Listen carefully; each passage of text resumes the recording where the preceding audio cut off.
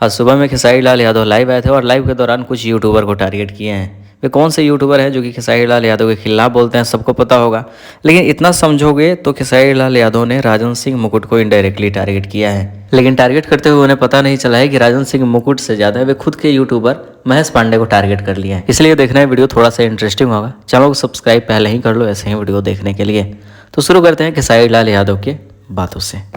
इन लोगों को तो जीवन में 2,000 रुपया कमाना है, पढ़ लिख के कुछ किए तो है नहीं, बस दुनिया को बस ज्ञान बांटने आते हैं। ये 5,000 यही कमाएंगे, गाड़ी खरीदेंगे वो, क्योंकि इनको बड़ा नहीं बनना है और जो बड़ा होता है उसका टांग खींचते हैं।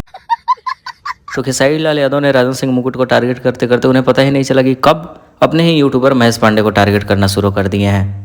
खैर देखे होंगे आप सब वीडियो, 3-4 क्लिप हम ऐड किए हैं जिसमें महेश पांडे पे पूरा एकदम फिट बात बैठ रहा है। वैसे आप सबको क्या लगता है कमेंट बॉक्स में लिखिएगा। जहां तक हमें लगा अपनी बातों को मैंने शेयर किया। और ऐसे वीडियोस देखने के लिए चैनल को सब्सक्राइब करें। कोई अपडेट चाहिए इंस्टाग्राम पे मैसेज कर सकते हैं। वीडियो के डिस्क्रिप्शन में इंस्टाग्राम का लिंक है।